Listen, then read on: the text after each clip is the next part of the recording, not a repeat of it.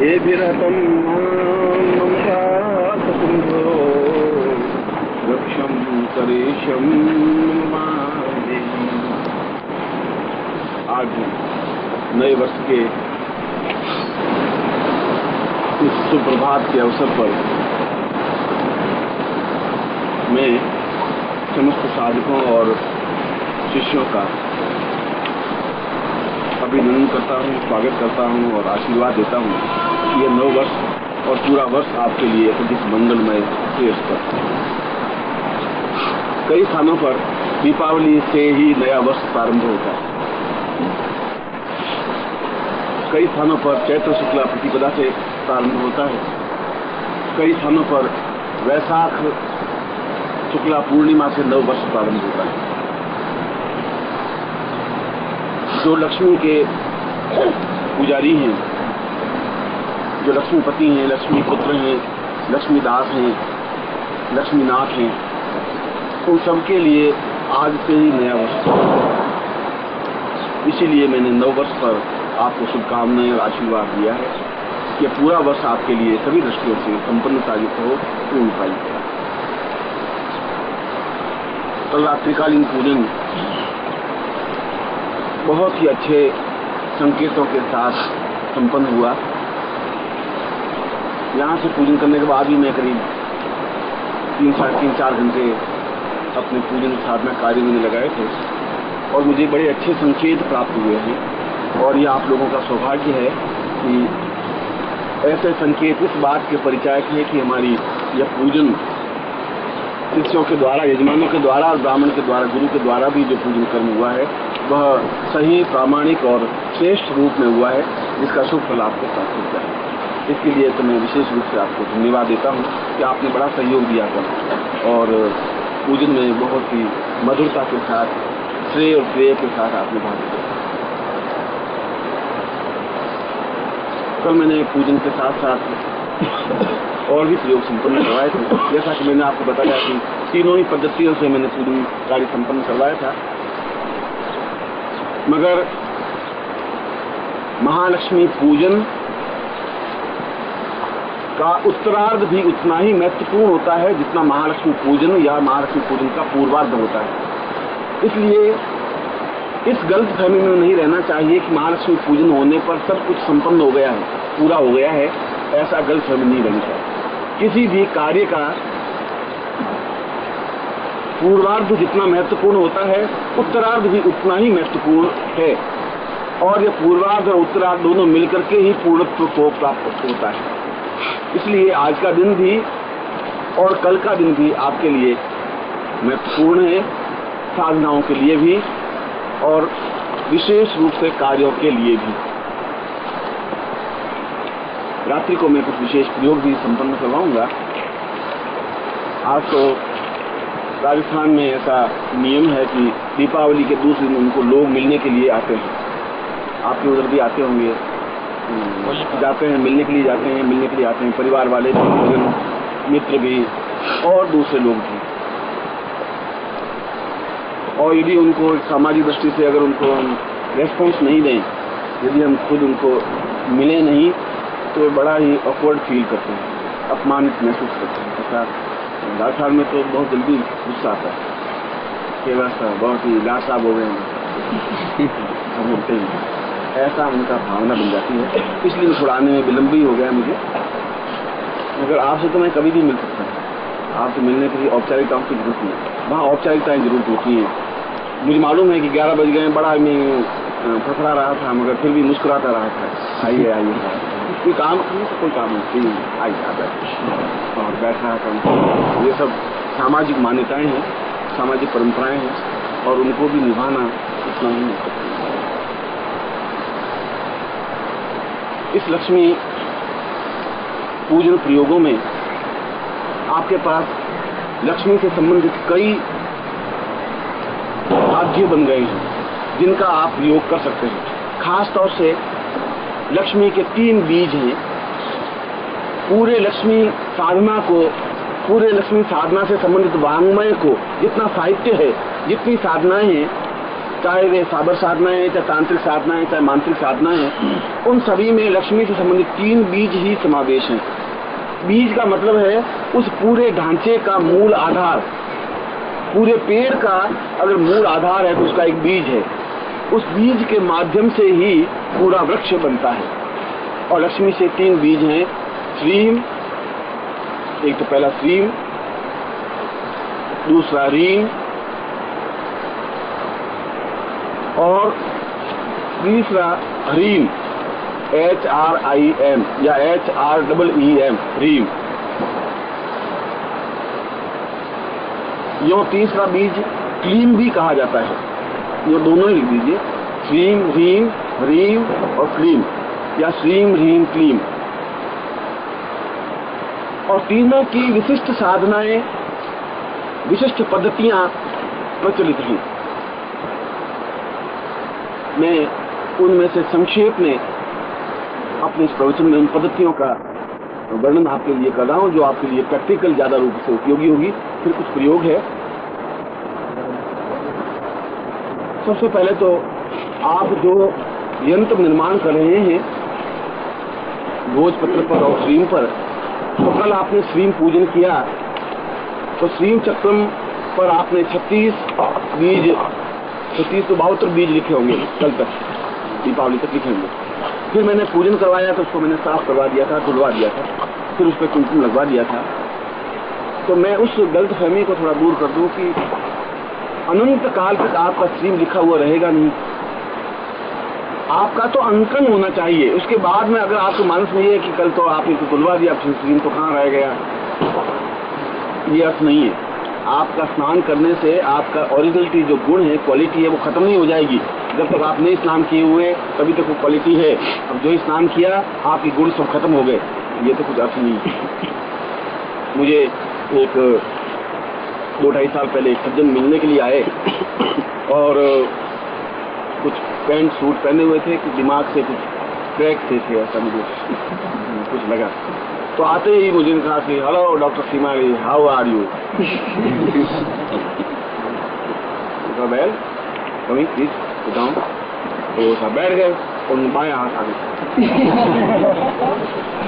मैंने सोचा कि या तो मूर्ख है और या बहुत ज्यादा बुद्धिमान, दोनों में से बीच की स्टेज वाले नहीं है और मनुष्य तत्व में है। तो मैंने कहा कि मैंने प्रणाम कर लिया। मैं क्या करता, बाएं हाथ में क्या करता, मैं प्रणाम करता। मैं व्यापारी और हरियाणा का, तो मैं समझ गया। मैं कहा फिर तो ये परमानेंट है ही।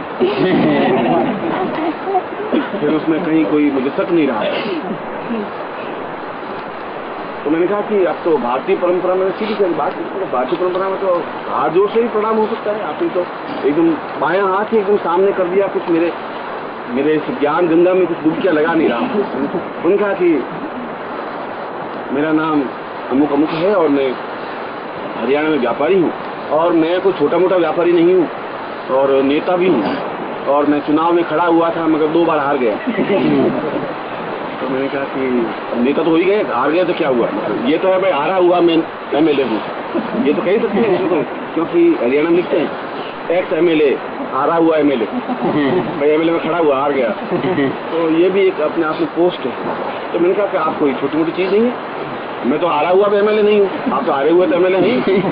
उसने कहा कि मैं कल इंदिरा गांधी से मिल के आया हूँ। ये तो बहुत बड़ी बात थी। और इस हाथ से मिला, इस हाथ को मिलाया कि जो 3 दिन हाथ दूंगा नहीं, इसलिए हाथ मिलाया नहीं। अब मैं हाथ ही नहीं दूंगा, इसी हाथ से आप देखिए, इसी हाथ से मैंने हाथ मिलाया और इंदिरा गांधी से हाथ मिलाया। अब वो उस हाथ को जौ करके वो पकड़े रखा है, वो धोएगा तो हाथ मिलाया हुआ सारा इफेक्ट खत्म हो जाएगा। तो शायद आपके मन में ये आया हो कि कल तो गुरु जी ने सब किया कराया, 2 दिन की मेहनत खत्म कर दी, हमने तो बड़ी मुश्किल से मंत्र जब करके सीम लिखा। अगर आप हरियाणा के हैं तब तो अब मुझे कुछ कहना नहीं है, अन्यथा उसमें स्टीम अगर अंकन है और मिट गया है तो उसमें आपका तो मंत्र जप उसमें है। यूँ तो रोज उसको स्नान कराना पड़ेगा, रोज उसमें जल स्नान कराना पड़ेगा, उससे कुछ अंकन नहीं है। और वह यंत्र तो मूल रूप से मैंने आपके लिए उस गाइडलाइन के लिए दिया था, इसलिए दिया था यदि भोजपत्र फट भी जाए तब भी आपको चिंता नहीं रहे कि ताम्रपत्र पर स्टीम यंत्र अंकन है। और यों भी वो मंत्र सिद्ध तो मैंने किया हुआ था ही। ये तो कृष्ण की ये कही हुई बात, जब अर्जुन बिल्कुल महाभारत युद्ध में खड़ा हुआ और उसने देखा कि एक तरफ कौरव सेना खड़ी है, एक तरफ पांडव सेना खड़ी है, और उसने अपने पांचों भाइयों को देखा, चारों भाइयों को देखा, युधिष्ठिर को देखा, नकुल सहदेव को देखा, भीम को देखा, और फिर सामने कौरवों को देखा तो बहुत घबराने लगा। उसने कहा कि सामने मेरे मामा जी खड़े हैं, सामने मेरे काका जी खड़े हैं, सामने मेरे गुरु द्रोणाचार्य खड़े हैं, भीष्म पितामह खड़े हैं, इनकी गोदी में खेला हूँ, उनके हाथों से बड़ा हुआ हूँ, इन्होंने मुझे सिखाया है, पढ़ाया है, और अब मैं मतलब तीर लेकर के इनको खत्म कर दूं, ऐसा कैसे हो सकता है? उसने कृष्ण को कहा कि मुझे युद्ध करना ही नहीं, मुझे राज्य ही नहीं चाहिए, मैं लड़ना चाहता ही नहीं, क्यों से लड़ूंगा? ये तो कोई मेरा शत्रु है ही नहीं। इन द्रोणाचार्य से तो मैंने सीखा है, विद्या सीखी है, ये तो मेरे गुरु हैं, ये भीष्म पिता मेरे दादा हैं, मैं इनके साथ इनकी गोदी में बड़ा हुआ हूँ, खेला हूँ।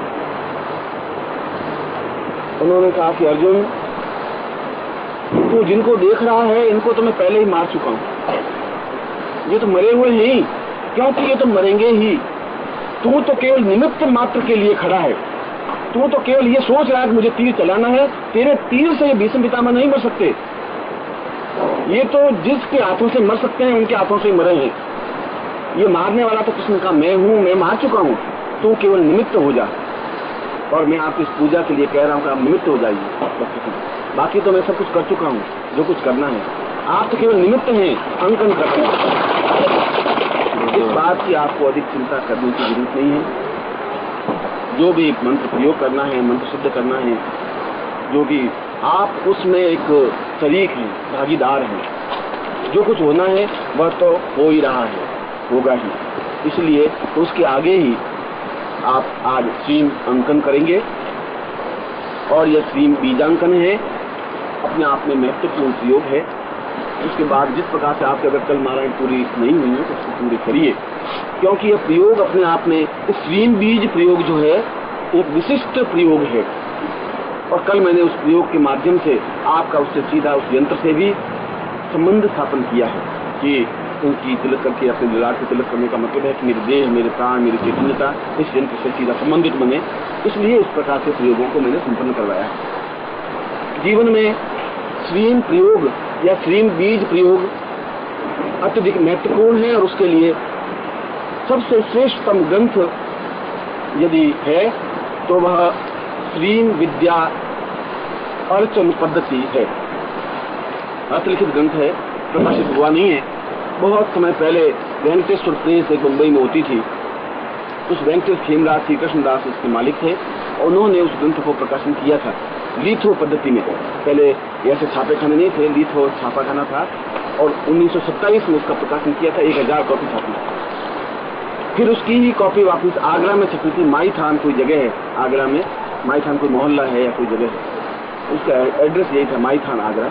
वो कोई सेठ थे, उन्होंने उस पुस्तक वापस छपवाई थी, तो भी 1000 प्रतियां छापी थी। उसके बाद वह पुस्तक लुप्त है, मगर वह पुस्तक अपने आप में एक श्रीम बीज पर ही पूरी पुस्तक है, और विशेष महत्वपूर्ण पुस्तक है। यदि कभी आपको ऐसी पुस्तक हाथ मिल जाए तो एक महत्वपूर्ण पुस्तक है। उसमें एक प्रयोग, विशिष्ट प्रयोग दिया है, उस विशिष्ट प्रयोग को मैं आपके सामने दिखा देता हूँ। उसमें कहा है, और वह अगर उसमें कहा है तो उसको मैंने अनुभव करके मैं कह रहा हूँ। किसी पुस्तक में लिखा हुआ यादसी लिखितम दृष्ट्वा तादृशम लिखितम मया, जैसी पुस्तक में लिखी है वैसी ही बात कह दूंगा तो फिर मेरा गुरुत्व खत्म हो जाएगा, फिर तो मेरा कहने का मतलब ही नहीं रहेगा। लिखा हुआ है उसको मुझे अनुभव करना है, अनुभव करने के बाद में कंफर्म हूँ तो मुझे बताना चाहिए, ऐसा ही बताता हूँ। मैं केवल कोई लिखी लिखाई, मैं तो केवल प्रमाण दे रहा हूँ, या आपको बता रहा हूँ कि ऐसी पुस्तक है। उसमें उस पुस्तक में एक विशिष्ट प्रयोग श्रीम बीज का दिया हुआ है, और उन्होंने कहा है कि संक्रांति या अमावस्या की रात्रि को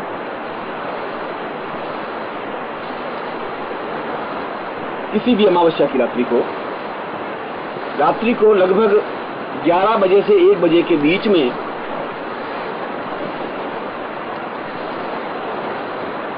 त्रिगंध तैयार करें, और त्रिगंध तैयार करते समय श्रीम रीम श्रीम महालक्ष्मी नमः मंत्र का निरंतर उच्चारण करता रहे। श्रीम ह्रीम श्रीम महालक्ष्मी नमः, इसको बोलता रहे और त्रिगंध को निर्माण करे। त्रिगंध में कुमकुम, केसर और कपूर बराबर मात्रा में मिलाते हैं और फिर उसमें जल मिला करके स्याही की तरह तैयार करते हैं।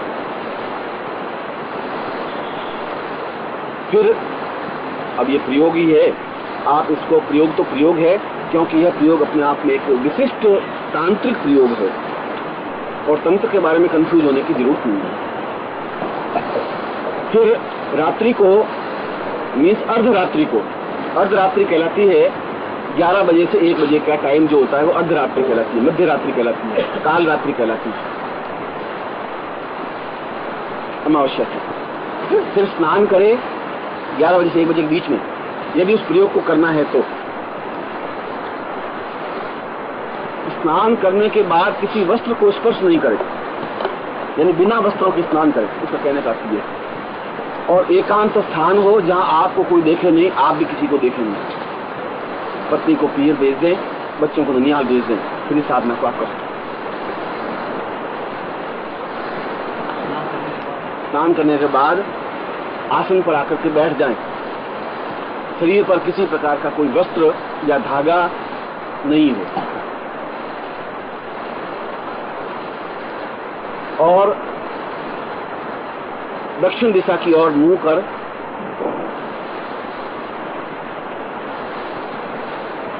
बैठे और भोजपत्र पर चांदी की सलाका से उस त्रिगंध से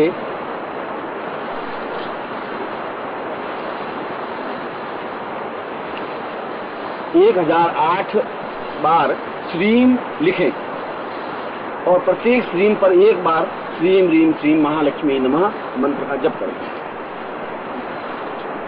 एक बार मंत्र बोला श्रीम ह्रीम श्रीम महालक्ष्मी नमः, फिर श्रीम को लिख दिया भोजपत्र पर, कुल 1008 लिखे। उसमें ऐसा कोई वर्तुलाकार नहीं, एक बीच में हो, ऐसा कुछ नहीं है, केवल 1008 बार लिखना है सिर्फ।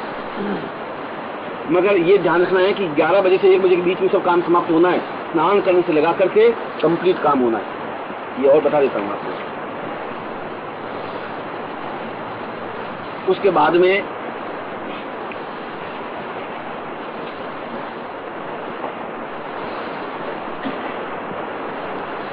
एक विशेष मंत्र है, वो मंत्र मैं आपको लिखवा देता हूँ। उस मंत्र का एक माला जप हकीक माला से करें। हकीक माला ले ले हाथ में और फिर उस मंत्र को जपे। मंत्र है, इसमें ओम नहीं है, श्रीम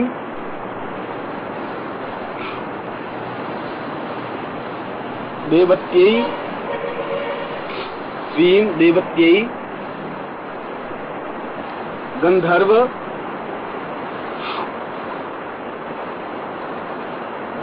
पिशाची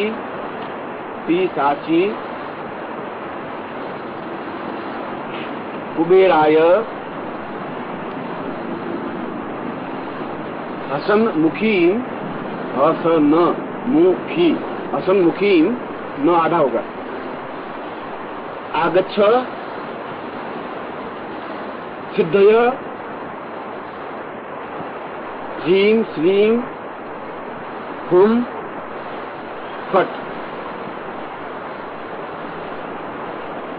और इस मंत्र का 108 बार उच्चारण करना है। 1008 बार लिखने के बाद में 108 बार उच्चारण करना है और उस त्रिगंध से और तर्जनी उंगली से, तर्जनी उंगली का मतलब है पहली उंगली से उस श्रीम पर बिंदियां लगा देनी है। बिंदियां लगाते रहना है, बोलते रहना। बाएं हाथ में माला ले लेनी है, दाहिने हाथ में बिंदियां लगानी है। उस भोजपत्र में जो 1008 लिखे हैं उन पर वो 1008 पर बिंदियां लगा देनी है इस मंत्र को बोल करके। इसका मतलब है कि एक बार मंत्र बोलेंगे तो कम से कम 10 बिंदियां लगनी चाहिए, 11 बिंदियां लगनी चाहिए। तब 1008 बिंदियां 108 बार बोलेंगे, 1008 से लग जाएगी मोटा मोटा।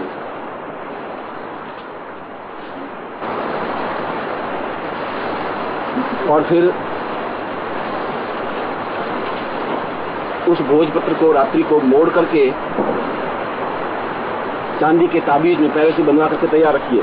चांदी के ताबीज में डाल करके और उसको बंद करके और दाहिनी भुजा पर बांध दें और सो जाएं वहीं पर।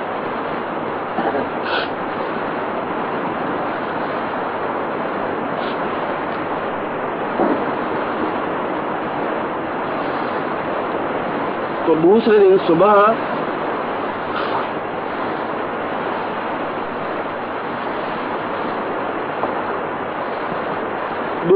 दोपहर का मतलब है करीब करीब 12 बजे तक अनायास धन प्राप्ति होगी ही, ये गारंटी है। और विशिष्ट धन प्राप्ति होगी। ऐसा भी होता है कई बार कि किराने भी धन मिल जाए, कुछ रुपए राशि मिल जाए तो पिता की साधना में, मगर ऐसा नहीं भी हो क्योंकि आपकी इतनी एकाग्रता नहीं है। अगर एकाग्रता है आपकी पूर्ण तो किराने धन मिलेगा ही, ये भी निश्चित रूप से बात है। और यदि नहीं मिले तो चिंता करने की जरूरत नहीं है। दोपहर का मतलब है कि 12-1 बजे तक तो आपको अनायास धन प्राप्ति होगी ही। मार्ग में पड़े हुए रुपए मिल जाए, बटुआ मिल जाए, कोई आकर के दे दे, ऐसा कुछ भी हो जाए जहां आप सोचें कि आज तो 100 रुपए की बिक्री होती है तो एकदम से 2000 रुपए की बिक्री हो जाए, कुछ मिल जाए। मगर आप इस प्रयोग को आजमा लें और उसका इफेक्ट पूरे 1 महीने तक रहता है। मगर पहले दिन इफेक्ट ज्यादा होगा, दूसरे दिन उससे कम होगा, तीसरे दिन उससे कम होगा, 4 दिन उससे कम होगा, ये और बता देता हूँ। मगर फर्स्ट डे तो इफेक्ट होता ही है, इसमें इसमें ये स्ट्रीम प्रयोग।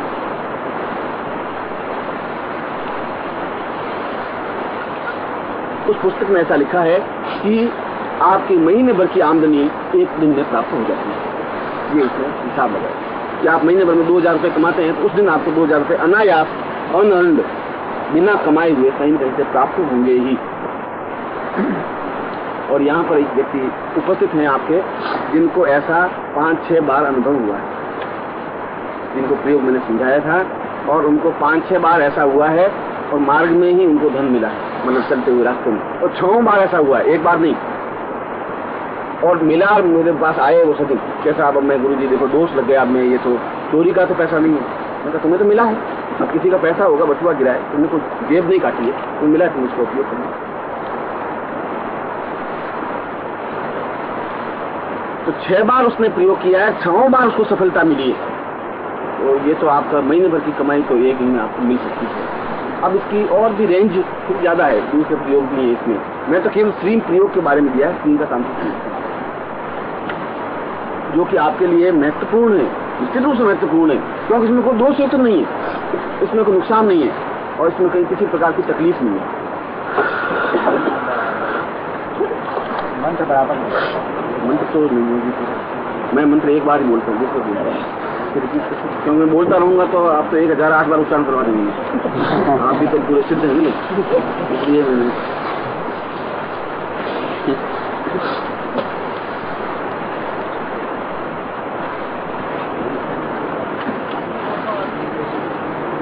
है भाई हैं? नहीं, इसमें आसन कोई भी हो नहीं है तो भूमि पर बैठी, इसमें कोई चित्र की जरूरत नहीं है, कोई देवता की जरूरत नहीं है, कोई ध्यान की जरूरत नहीं है, बस उसमें एक हकीक माला की जरूरत जरूर होती है। तो हकीक से ही सब शुरू होगा, क्योंकि कुछ प्रकार के साधनों में हकीक, शुद्ध हकीक हो वो बाएं हाथ से आप देते हैं। और ये प्रयोग मेरा आजमाया हुआ है, मेरा ही नहीं आजमाया हुआ, तो कई सन्यासी शिष्यों का भी आजमाया हुआ है। वो जंगल में करते हैं साधना, भिक्षा लेने जाते हैं, कोई व्यक्ति महाराज 2000 रुपए बस आज मुझे मिल गया, आप ले जाइए। महाराज 2-3 बजे खरीद देते, मस्ती मारते हैं। मैंने कहा तुम और भूखे मरोगे, हमें और कुछ तुम कमाने की तुम तरकीब है नहीं, चलो तुम इससे कमाओ खाओ, क्योंकि बाकी उनकी साधना कर नहीं सकते, भूखे मरते। मतलब तुम भीख मत मांगो, तो मेरा नाम डुबो दोगे, ऐसा प्रयोग कर लिया, महीने भर का तुम्हारा रोटी रोजगार हो जाएगा। और अब वो याद करते हैं, बस इसके अलावा कुछ करते ही नहीं। और जंगल में उनको कोई देखते नंगे बैठे रहते, कौन पूछते परवाह है।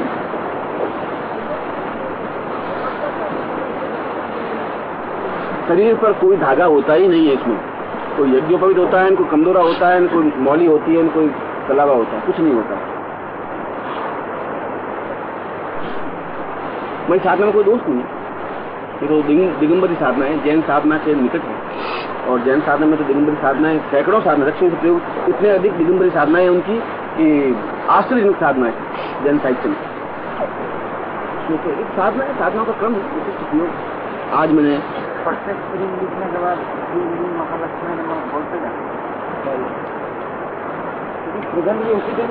उसी दिन उसी समय वो बस 2 घंटे में सब कुछ करना है। मगर इसका इफेक्ट होता ही है। कलयुग में साबर साधनाएं और तांत्रिक साधनाएं ज्यादा इफेक्टिव है। कलयुग है ना, कलयुग में इस प्रकार की साधनाएं, चंडी साधनाएं, गणपति साधनाएं। आज जो प्रयोग है आपका अर्णव प्रयोग है, पुत्र सुख प्रयोग एवं पुत्र पौत्र प्राप्ति प्रयोग संपन्न कराया जाएगा। और इसमें जलपात्र और अर्णव साध्य आपके पास होगा ही, आपको ले लीजिए।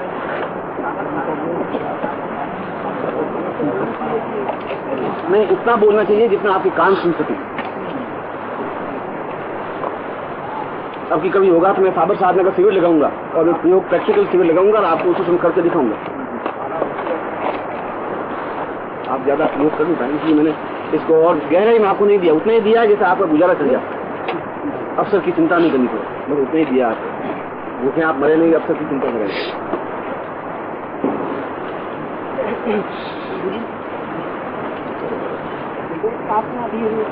बाएं हाथ से संबंधित बात है कि बाएं हाथ से माला करें। ये माला है, इसको दे करें। बाया हाथ, दाहिने हाथ से आप काम नहीं करें, दाहिने हाथ नहीं करें। मगर मेरी सलाह है कि आपको अगर सुविधाजनक हो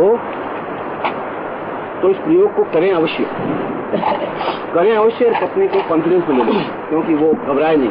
लो साहब, जो तो आके क्या क्या सीखा है, लो अब आप देख लो साहब, अब ये गए मेरे हाथ से, सब बिगड़ गए ये सब गुरु जी ने ये करवा दिया, अभी तक ये नहीं हो रहा था, अब ये करवा दिया। क्योंकि एक बहन का मेरे पास पत्र आया था कि गुरु जी आपने क्या क्या उसको सिखा दिया, अब आते हैं और दरवाजे बंद करके बैठे रहते हैं और भगवान जाने क्या क्या करते हैं, और बड़ा लंबा चौड़ा खता है। उन्होंने सोचा भाई कोई वहाँ आश्रम होगा, सन्यासी जी होंगे, बस उनको क्या परवाह, ग्रस्त की चिंता ही नहीं। वो बेचारे ने ऐसा सोचा। तो मैंने कहा तुम पति के साथ कभी आना, तुम्हारा सारी शंकाओं का समाधान हो जाएगा। फिर वो 4 महीने बाद आई, उन्होंने देखा करे तो खुद ही गृहस्थ हैं, यहाँ तो सब कुछ है। मैंने कहा सन्यासी नहीं बनूंगा, चिंता नहीं। ऐसा होता है, कई बार घबरा जाती है, घबराती नहीं है तो घबराने का नाटक जरूर करो। इसलिए इस नाटक को बनाए रखना है तुम्हें भी। सर ये बेचारी बहुत कम है, ये भी जरूरी है, पुरुष के लिए जरूरी है।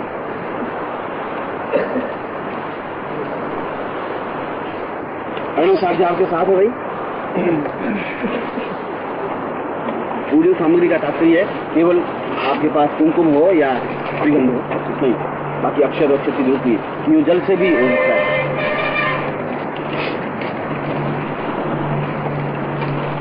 पुत्र लक्ष्मी प्रयोग और पौत्र लक्ष्मी प्रयोग भी जीवन का एक महत्वपूर्ण प्रयोग है। अगर जिनके पुत्र पौत्र नहीं हो तो उनको प्राप्ति के लिए, अगर हैं तो सुख प्राप्ति के लिए, तो दोनों ही दृष्टियों से इस प्रयोग को संपन्न करवाने के लिए छोटा सा प्रयोग है, 3-4-5 मिनट का है।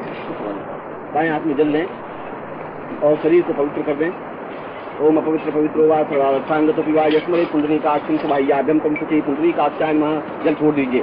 शिखाबंधम मान शोकितमय मान आयुष्मानो गोकुमानो अश्वे कुरिकमानो वीरान्द्रभामिनो वदिरे संस्वाद में भस्म नाम लाके अपने भस्म लगा दीजिए। राजम जब आवास तामिकम जन्मस्नेहि कथपशिकायुकम मां विद्देवे प्रायुकम मां भस्मना लाटे तत्रादो रक्षा प्रयोगम। ओम आबद्धो नासिंदुति पूर्णगामिदं स्वाति तत्रादो नास्तायं रामदितभ्यं स्ते मुखी मात्रि जीवाभ्यं थी वक्ष्य सुरनास्तोतुं हरे साभ्यां नामुस्वासति पादुलिंगं स्थाप्यां सुन्दरति सर्वां देहं रक्ष रक्ष महान रक्षा पूर्णसिद्धं सिद्धं संपदे अष्टपक्षान् क्रियातः अष्टपक्षालान्ते संकल्पं प्रयोगः।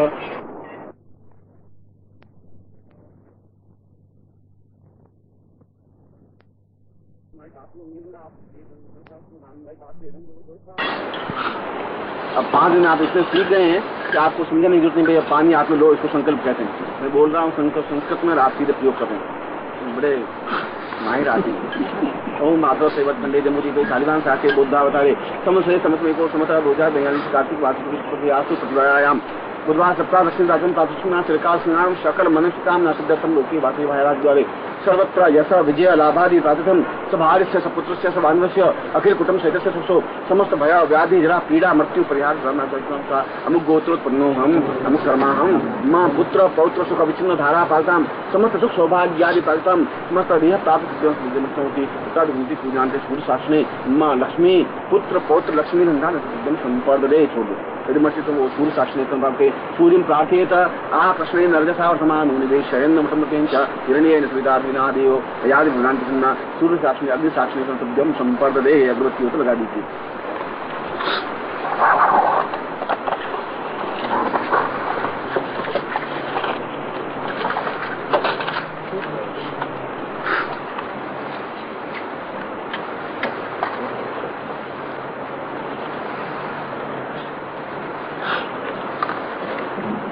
पात्र में आपके जो पात्र है उस पात्र में उस अणु खाद्य को ले लीजिए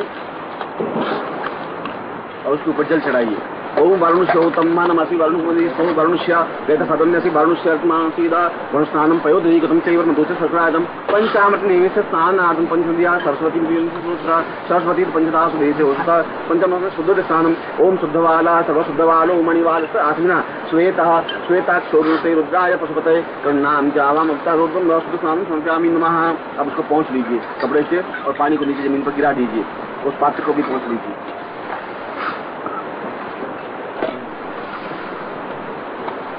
और उस पात्र में बिंदी लगा दीजिए या स्वस्तिक बना दीजिए, कुछ भी कर दीजिए और उसमें रख दीजिए उसको।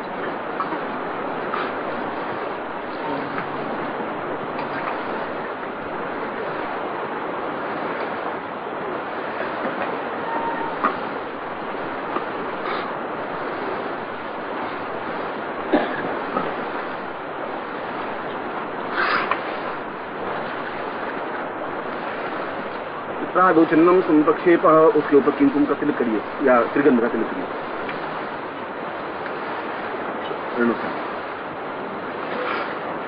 मान स्तोखित नहीं मान आयुष्मानो गोकुमानो अश्वेखुमानो वीराम्रभामिनो वामहे आवो देवासीमहे वामं प्रतिदरे आवो देवासासिको जिज्ञासो वामहे लक्ष्मींस्त पुत्र पौत्रर्णं धान्यां तिरुसुमटितमोजो पूर्णां दरिद्रामृतपूर्णां पुनरापथ वत्सवाखात् मूर्जगुं शतक्रतो मां लक्ष्मीम् आगच्छ आगच्छ मम गृहे स्थापित पुत्र पौत्र सुख प्राप्यता विष्णु धाराभाग नमस्ते वंश प्राण सुखदे इदमचमोजोति पुत्र सुख पौत्र सुख वधु सुख पुत्र वधु सुख समस्त भाग्य पुत्र पौत्र इदमटोति पुण्यामति दीर्घायुषो अविच्छिन्न धारां पावता प्रचोषते अमुक गोत्रोत्पन्नो हम अंश शर्माहम महानवासी स्मृति अनुसाध्यां स्मृति लक्ष्मी स्वरूपाय आगच्छाय मम पुत्र पौत्र बंधु पुत्र वधू तत्रादो एक कृत्यम संपादे पुनः कुमकुम समर्पयामि। उनके ऊपर कुमकुम का लेप कर दीजिए पूरा चारों को।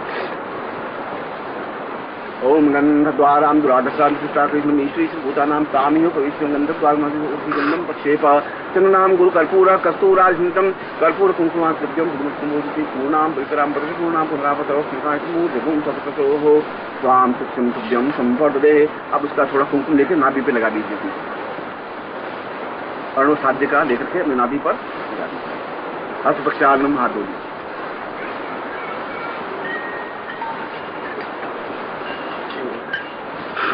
हाथ जोड़ दीजिए। भो देवी तुम देव रूपा मां संपर्दे। अपने बाएं हाथ में ले लीजिए और दाहिने हाथ को संपर्कित कर लीजिए, बंद कर लीजिए और अपने मन में जो भी आपकी इच्छाएं हो इस दृष्टि से पुत्र पुत्र मेरा अमुक लड़का मेरा आज्ञाकारी बने, ये मेरी पुत्र वधू आदि जैसा भी उसके नाम आप ले सकते हैं, उच्चारण कर सकते हैं। या अपने पुत्रों के पौत्रों के नाम लीजिए, बहुओं के नाम लीजिए, परिवारजनों के नाम लेंगे और वे मुझे सुख सौभाग्य दे। ऐसा चाहे शादीशुदा हो चाहे शादी लड़की का नाम ले सकते हैं। पुत्र पौत्र मतलब पत्नी से लगा करके जितना भी आपका रक्त संबंध है वे सभी उन सबके नाम उच्चारण करिए और अंत में कहिए वे सभी मुझे सुख सौभाग्य अनुकूलता प्रदान करें। ऐसा मैं मंत्र बोलूंगा, आप भी बोलना है। आंख बंद कर लीजिए, मेरे फिर आपका ध्यान एकाग्र होगा। यदि कल्याण पुण्यम महालक्ष्मी में आगच्छा पुत्र लक्ष्मी आगच्छा पौत्र लक्ष्मी आगच्छति पुत्र लक्ष्मी आगच्छा पुण्यम पुण्याम अत्रिवचनम मानो मंत्रम सर्वे हो प्रयात मंत्राम भूतान शक्तिमतां प्राम सत्रस्य रिद्धिरस्य गन्धमज्जो तिरुमता अभूमा दिव्यम पृथिव्याशास्त्रात्मनिकल्याणतां सत्यम पूर्णाम दरि पूर्णाम तुभ्यम संपर्दे। हाथ खोल के दर्शन कर लीजिए, रख लीजिए। अस्पक्षालम हाथ धो लीजिए।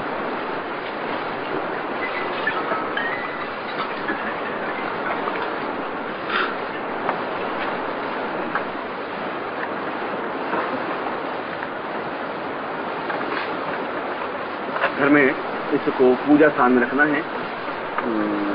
आप जहाँ भी अपना पूजा स्थान करते हो वहाँ पर मौली जो आपका कलावा है, ऐसा कुछ कलावा ले लेना और उसकी गोल गोल घेरा सा बना देना कलावे का, जैसा आसन बनते हैं ऐसा आसन बना सकते हैं। घर पे जाकर के उसको गूंथ देना और ऐसा आसन बना देना, उसके आसन के ऊपर उसको स्थापन करना चाहिए घर पर अपने, और नित्य उसकी पूजा में शामिल उसको पूजा कर लीजिए। बाकी आज इसकी आवश्यक नहीं देंगे। शाम को मैं इसका प्रयोग और कुछ विशिष्ट प्रयोग में आयुर्वेद से संबंधित प्रयोग संपन्न करवाऊंगा, प्रयोग होंगे। परिपूर्ण लक्ष्मी त्वमेव ममतां परिपूर्ण विद्धम स्वर्गैकया दुर्गतां ग्रहमां च लक्ष्मी। हे लक्ष्मी, मैं अपने आप में पूर्ण पुरुष हूँ और अत्यंत ही नम्रता और भक्तिभाव से आपको स्मरण करता हुआ मेरे घर में स्थायी रूप से निवास करने की प्रार्थना करता हुआ मैं आपको आबद्ध करता हूँ, जिससे कि मैं और मेरी आने वाली पीढ़ियां आपके द्वारा सुख सौभाग्य संपन्नता यश प्रभुता और ऐश्वर्य प्राप्त करें। ऐसी ही लक्ष्मी से प्रार्थना है और ऐसा ही मैं आपको आशीर्वाद देता कि आपके जीवन में पूर्ण।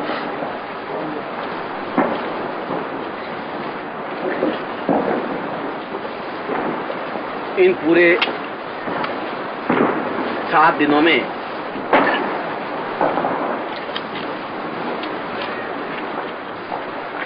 अगर देखा जाए तो 6 दिन तो मेरे रहे, मगर एक दिन आपने मुझसे छीन लिया। कल का दिन जो था लक्ष्मी का दिन, अमावस्या, उसमें महालक्ष्मी पूजन संपन्न मैंने करवाया और मेरे लिए तो ये प्रसन्नता की बात है कि आप लोगों ने अत्यंत ही सुचिता के साथ और प्रसन्नता के साथ लक्ष्मी पूजन में भाग लिया। आपने अपने जीवन में प्रतिवर्ष लक्ष्मी पूजन किए होंगे, लक्ष्मी का आह्वान भी किया होगा, उनके चित्रों को पूजा भी होगा, हाथ भी जोड़े होंगे, दिए भी लगाए होंगे, मगर लक्ष्मी पूजन को आपने पहली बार अनुभव किया होगा कि पुनः लक्ष्मी का पूजन कैसे होता है और किस प्रकार से लक्ष्मी यंत्र को अपने जीवन से संबंधित किया जा सकता है। मगर मैंने वो कल का दिन जो आपके नाम जो लिख लिया गया या आपने अपने नाम लिख लिया, उसमें मेरी गलती ये हो गई कि मैंने कल आहूत मंत्र को उच्चारण कर दिया और आपने टैप कर दिया। मुझे तो मालूम नहीं था कि मैं तो आप टैप करते तो नहीं, मगर आज तक जैसे कहीं पर भी सन्यासी जीवन में बोला तो बोल गया, बस खत्म। आहूत मंत्र का तात्पर्य होता है कि हम यदि गुरु या कोई इष्ट या कोई देवता या कोई देव हमारे मंत्र के माध्यम से किसी वजह से नहीं आ पाते हों तो आहूत मंत्र के द्वारा हम उनको पूरी क्षमता के साथ बुला सकते हैं। आहूत मंत्र का तात्पर्य ये होता है। यदि साधना में कोई न्यूनता रह जाए और उनको हम स्पष्ट रूप से नहीं देख सके, देखने के लिए तो हमारे आंखों में विशेष ताकत चाहिए। वह तो एक अलग प्रकार है, अलग तरीका है कि हम उनको देख सके, छू सके, उनके साथ बैठ सके, ऐसा बिल्कुल वही महसूस कर सके जैसा मैं आपके साथ में बैठा हूँ या आप मेरे सामने बैठे हैं। उसके लिए तो आपकी खुद की कुंडलिनी जागृत होनी चाहिए, सहसा जागृत होना चाहिए, और वह नहीं हो तो कम से कम आज्ञा चक्र तो जागृत होना ही चाहिए। और अगर आपका आज्ञा चक्र भी नहीं हो तो आत्मलोचन जागृत होने चाहिए। वह तो साधना का एक दूसरा प्रकार है, मगर उनका एहसास कर देना भी कल कुछ ऐसा ही आप लोगों ने वातावरण सा बना दिया कि मुझे उस परमाराध्य को, उन अत्यंत ही शिशुवत सरल जीवन जीने वाले गुरुदेव को स्मरण करना पड़ा। यह उनकी कृपा होनी चाहिए थी, उनको आना चाहिए। मुझे आहूत मंत्र का उच्चारण नहीं करना चाहिए था। और सही अर्थ में आज दिन भर में बराबर मनन करता रहा कि ऐसा क्या बात हो गई थी, आहूत मंत्र का जब क्यों करना पड़ा, क्यों मंत्र बोलना पड़ा। और उनकी अत्यधिक अनुकंपा मेरे ऊपर और विशेष रूप से आप लोगों पर रही कि उन्होंने प्रत्यक्ष, मैंने तो उनसे निवेदन यही किया कि ये न मंत्रम नो यंत्रम तदपि च न जाने स्तुति महो न सावानम ध्यानम तदपि च न जाने स्तुति कथा न जाने मुद्रास्ते तदपि च न जाने विलपनम। मैं तो उसी भावना से कह रहा था कि ये न मंत्र जानते हैं न तंत्र जानते हैं, न मंत्रम न यंत्रम तदपि च न जाने स्तुति महो, स्तुति करना भी नहीं आता इनको। ऐसा कल कहा, ये कहना नहीं चाहिए था। मुझे कहना चाहिए था कि ये बहुत पाखंडी हैं, बहुत विश्वासघाती हैं, बहुत धोखा देते हैं, बहुत छल करते हैं, ये मेरे शिष्य हैं, आप जरूर पधारिए। हकीकत तो ये थी, वास्तविकता तो मुझे ऐसा कहना चाहिए। एक बार मैंने निर्मोही को कोई बातचीत के प्रसंग में मैंने ये कहा कि निर्मोही, आज के दिन की तो मैं नहीं कह सकता, मगर आज से 50 साल बाद शिष्य शब्द का अर्थ विश्वासघात करने वाला हो जाएगा, क्योंकि शब्द के अर्थ बदलते रहते हैं। मैंने छिन्नमस्ता साधन साधन का, क्योंकि शब्द धीरे धीरे घिस जाता है, शब्द भी घिसते हैं, घिस करके रूप बदल देते हैं। अंग्रेजी शब्द घिस गए, स्टेशन शब्द था, स्टेशन का मतलब स्टेशन बन गया। अब गांवों में जाएंगे तो उसको स्टेशन कहते हैं, स्टेशन तो कहते ही नहीं। और स्टेशन का भी ट्यूशन बन गया।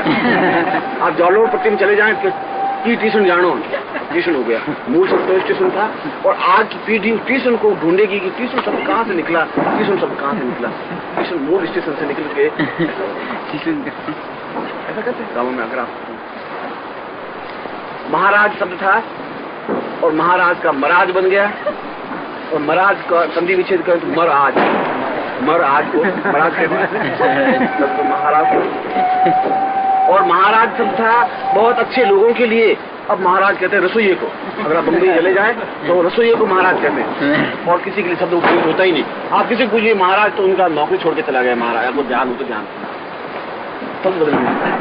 लिंग शब्द था, लिंग का मतलब लक्षण था, पुल्लिंग स्त्रीलिंग व्याकरण पढ़ाते थे, और वह शब्द जाकर के एक बिल्कुल दूसरे ही इंद्रिय शब्द के रूप में प्रयुक्त होने लगे। तो शब्द बदलते हैं, शब्दों के अर्थ बदल जाते हैं। लिंग का मतलब लक्षण था, लिंग का मतलब इंद्रिय बन गया, शब्द अर्थ बदल गए। और शिष्य शब्द का अर्थ जरूर बदल जाए। शिष्य का मतलब अत्यधिक नजदीक रहने वाला, अंतरंग, गुरु की सुख में और दुख में एक रस होने वाला। गुरु के पैर जहां पड़े वहां अपने हाथ बिछा दे, शिष्य का अर्थ तो ये था। ऐसा नहीं हो जाए कि उनको कहीं दर्द हो जाए, ऐसा नहीं हो जाए उनको कोई कांटा चुभ जाए, क्योंकि उन्होंने मुझे जीवन दिया है, जन्म दिया है, मुझे संस्कार दिया है, मुझे मनुष्य बनाया है, पशु जीवन से ऊपर उठाने की प्रक्रिया की है। ऐसा नहीं हो जाए कि मैं वह ऋण मेरे ऊपर रह जाए, और अगर उस गुरु का ऋण मेरे ऊपर रह गया तो इस जीवन में कोई सिद्धि प्राप्त नहीं कर पाऊंगा, कोई सफलता प्राप्त नहीं कर पाऊंगा, क्योंकि वह एक बहुत बड़ा ऋण मेरे ऊपर रह जाएगा, और वह ऋण केवल सेवा के द्वारा ही चुकाया जा सकता है, होठों के द्वारा नहीं। ये भावना रहती थी। गुरु शब्द होठों से निकलता था तो उनकी कंठ विगलित हो जाते थे, दयाद्र हो जाते थे, आंखों में से जलधार बहने लग जाती थी, गदगद हो जाने की क्रिया बन जाती थी उस गुरु शब्द का उच्चारण करने से। और यह जीवन मैंने देखा है आज से 30-35 40 साल पहले, और 40 साल में इतना अंतर आ गया है कि गुरु शब्द कहने से कोई भान नहीं होता, कोई जीवन गदगद नहीं होता, गला नहीं फट जाता, आंखों में अश्रु नहीं आ जाते, आनंद मग्न नहीं होता। 40 साल बाद ये स्टेज बन गई, और 40 साल बाद स्टेज ये बन जाएगी कि शिष्य किसे कहते हैं कि धोखा दे सके विश्वास।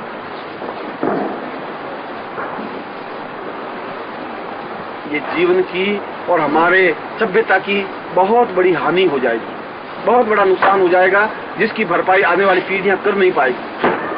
कोई गुरु बनना चाहेगा नहीं, कोई इस कांटों के इस पथ पर चलना नहीं चाहेगा। नकली बन सकते हैं, भगवे कपड़े पहन करके आपको लुभा सकते हैं, आपको भस्मी देकर के आपको खुश कर सकते हैं, ऐसे साधु जरूर बन सकते हैं, ऐसे गुरु बन सकते हैं। सही अर्थों में वे गुरु कभी भी बनने की कोशिश में नहीं होंगे, क्योंकि जिन्होंने भी इस प्रकार के गुरु बनने की और उनको प्रेरित करने की कोशिश की, उन लोगों ने बहुत तकलीफें उठाई।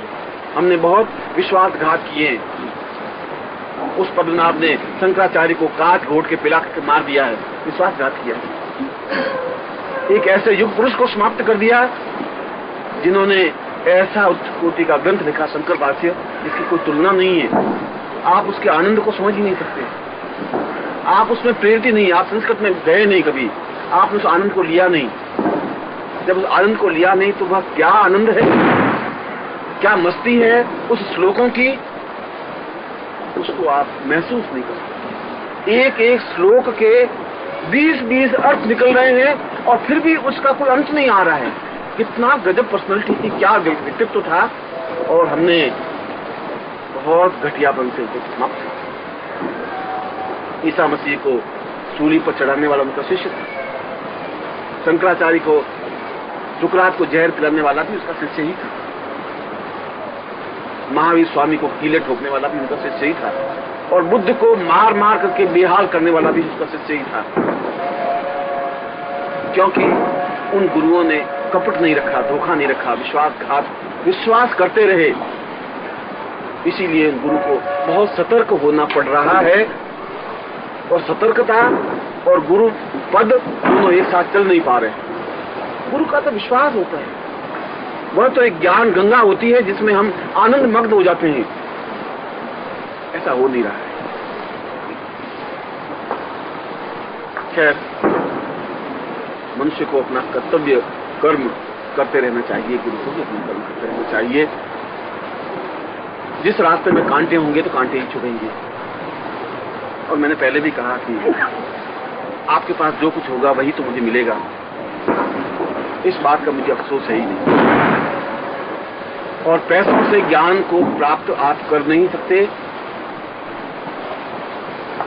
परिश्रम करके भी आप ज्ञान को प्राप्त नहीं कर सकते, लालच देकर के भी आप उच्च कोटि के ज्ञान को प्राप्त नहीं कर सकते। ज्ञान तो केवल विश्वास के आधार पर ही प्राप्त कर सकते। और इसीलिए कल जब मैं उस श्लोक के साथ साथ में आपके बारे में समझा रहा था कि ये मेरे गृहस्थ शिष्य हैं जिन पर मुझे गर्व है, निश्चित रूप से मुझे गर्व है। सभी आप ऐसे नहीं हैं, मगर मैं आपको केवल इतनी बात कह रहा हूं कि ऐसा नहीं हो जाए कि मैं उनके सामने झूठा पड़ सकूं। जो कुछ शब्द उस क्षण में निकल गए मेरे मुंह से आपके प्रति, वे शब्द आपके हृदयों पर अंकन हो जाने चाहिए। आप मुझसे बिल्कुल सही रूप से अलग हो जाएं, मुझे कोई दुख नहीं होगा। विश्वासघात करके अलग मत होना, धोखा मत दे देना, छल मत कर देना, नहीं तो फिर आपके छल को तो मैं भोग लूंगा, उस जहर को तो शायद मैं पी लूंगा। मगर उससे भी एक बहुत बड़ी गड़बड़ ये हो जाएगी कि मैं उस युग पुरुष के सामने भी मेरी आंखें मीठी हो जाएंगी। दूसरी बार आहूत मंत्र से उनको बुला नहीं पाऊंगा, दूसरी बार वो मेरा विश्वास नहीं करते। आज तो वे निष्कपट हैं, सरल हृदय हैं, शिशुवत हैं, और मुझे अपने आप पर इतना भरोसा है, अपने गुरु पर। वो शिष्य क्या जिसको गुरु पे विश्वास नहीं है। और मुझे इतना विश्वास है कि मैं यहां तो क्या कांटों में भी उनको खड़ा कर दूं तो खड़े हो जाएंगे, क्योंकि उनको मेरे ऊपर बहुत बड़ा भरोसा है। इन हाथों ने उनकी बहुत सेवा की,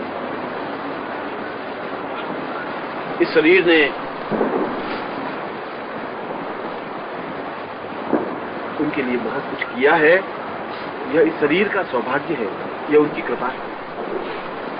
और मैं उस आनंद में, उन क्षणों में जीवित रहा हूं। यह मेरे जीवन की अगर कमाई कही जाए तो केवल उतनी ही कमाई है जितने क्षण उनके साथ मेरे बीते, बस। बाकी तो सब मैंने खोया ही खोया। इसीलिए कल मैंने आहूत मंत्र का उच्चारण किया। सन्यासी जीवन में या उच्च कोटि के योगी केवल आहूत मंत्र का उच्चारण उस परिस्थितियों में करते हैं जब और कोई चारा नहीं रहता उनके पास। और मुझे मालूम था वो नहीं आएंगे,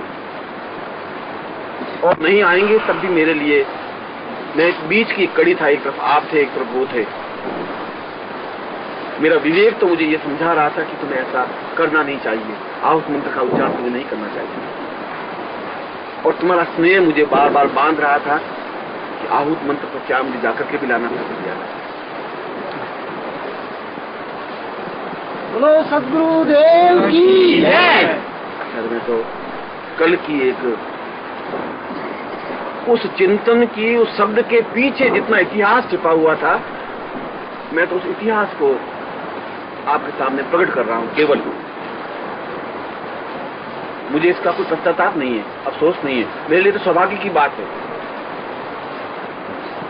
कि मैं उनको और आप दोनों को आमने सामने कर सकता हूं।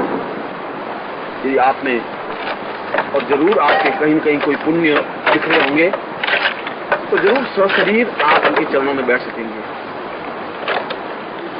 जरूर आप उस आनंद को ले सकेंगे। और वही आनंद मैं फिर कहता हूं कि यह उस मटके में भरा हुआ जो आपका रूप, सौंदर्य और यौवन है, वह तो केवल 3 दिन का है, जिसको मैंने उस दिन उदाहरण देके आपको समझा दिया। वह कुछ है नहीं।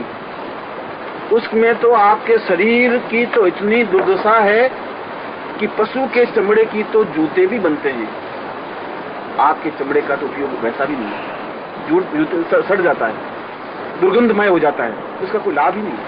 आपकी हड्डियों का उपयोग ही नहीं हो पाता, आपके चमड़े का उपयोग हो ही नहीं पाता है। आपके शरीर का भौतिक दृष्टि से 3.25 रुपयों से ज्यादा मूल्य नहीं है। यदि हम आपके शरीर में से फास्फोरस निकाल दें, आपके शरीर की चमड़ी को निकाल दें, आपके शरीर के मांस को जो खाने योग्य हो, उसका मूल्य तो 3.25 रुपए से ज्यादा नहीं है। बाकी तो सारा गलीज है, जिसको शायद आप खुद देखना नहीं चाहिए। अब उसके प्रति आपका बहुत घमंड और ईगो और एहसास है, तो आपकी मर्जी है। मगर उस दुर्गंधमय जीवन को भी आप सुगंधमय बना सकते हैं। आपके पास साधन है, आपके साथ गुरु है, आपके पास समय है, और सबसे बड़ी बात कि अभी तो आपका शरीर आपके नियंत्रण में है। अन्यथा श्रीवास्तव जी बैठे कल से बीमार हैं, शरीर उनका नियंत्रण में है नहीं। अब वो चाहते हैं, छिन्नमस्ता में भाग लिया है, उनकी बहुत इच्छा, इतनी प्रबल इच्छा रही कि उन्होंने तो मुझे नहीं कहा है, वो बैठे हैं, पर उनके मन की एक एक वाक्य को पढ़ रहा हूं कि मैंने जिंदगी बहुत बर्बाद कर दी। अब शायद मुझे 2 साल 5 साल पहले ये जब चित्र मिला होता तो मैं बहुत कुछ कर सकता था। ये उनके मन की बार बार घुमड़न उनकी, मैं तो उनकी बात करूंगा, मगर अब स्थिति ये आ गई है कि शरीर कहना नहीं मानता है। और मैं ठीक कह रहा हूँ, 5 साल बाद 10 साल बाद ये शरीर आपके कंट्रोल में रहेगा नहीं। इसलिए आपके पास तो 5-7 साल में है। इन 5-7 साल में 5-7 हजार 10,000 रुपये और कमा लीजिए। इन 5-7 वर्षों में 1-2 बच्चे और पैदा कर लीजिए। इन 5-7 वर्षों में और गठड़ी को थोड़ी बढ़ा दीजिए, या अपने जीवन को सुगंधमय बना करके इच्छा मृत्यु प्राप्त करते हुए, मृत्यु पर नियंत्रण प्राप्त करते हुए वृद्धाश्रम में उन योगियों के साथ कुछ क्षण बिता दीजिए। ये तो आपके हाथ में है, दोनों ही स्थितियां आपके हाथ में। और अत्यधिक सुलभता के साथ में गुरु आपको प्राप्त, इतना सुलभता के साथ कि केवल 30 रुपए खर्च करते हैं, आप गुरु के पास पहुंच जाते हैं। मैं 3 लाख रुपए खर्च करके गुरु, आप थोड़ी सी चतुराई से उनसे अपनी इच्छा पूरी करवा लेते हैं, क्योंकि वह एक ग्रस्त जीवन में रह रहा है। मैं ऐसा चाहूं भी तो ऐसा नहीं कर सकता। अब स्वयं बता दीजिए आप कितने सौभाग्यशाली, अगर सही तरीके से सोचें, चिंतन करें तो। और नहीं सोचें, नहीं चिंतन करें तो आपने 4-5 जिंदगियां बर्बाद की हैं अपनी, कोई बहुत बड़ी बहादुरी नहीं की है। ये जिंदगी भी जरूर बर्बाद कर लेंगे, कर रहे हैं, क्योंकि आपके सामने उदाहरण है आपके पिता का, आपके दादा का, आपके परदादा का। उन्होंने अपनी जिंदगियां बर्बाद की हैं। मैं सही कह रहा हूं, उन्होंने जिंदगियां बर्बाद की, इसलिए बर्बाद की हैं कि उनको सही अर्थ में गुरु मिला नहीं, और इसलिए बर्बाद भी कर दी कि बहुत अधिक मोहग्रस्त बने रहे होंगे कि मेरा बेटा, इसके लिए मैं कुछ बुढ़ापे में जोड़ के रखूं तो मेरा बुढ़ापा ठीक रहेगा और मेरे बेटे सुखी हो जाएंगे। अगर उनके बचाए हुए धन से ही हम सुखी होते तो फिर आपको कोई तकलीफ, कोई तनाव होना ही नहीं चाहिए था। फिर तो आप कुछ नहीं कर पाए। उनके पैसों का उपयोग आपके जीवन में कुछ रहा नहीं पाएगा। आप भी अपने बच्चों के लिए कुछ नहीं कर पाएंगे। यदि पूत सपूत तो क्यों धन संचय, पूत कपूत तो क्यों धन संचय। सपूत है अपने आप कमा लेगा, ऊंचा उठ जाएगा, तो उस धन को संचय करने की जरूरत नहीं। और पूत कपूत है तो आपका पैसा उड़ा देगा, फिर धन संचय करने की जरूरत नहीं।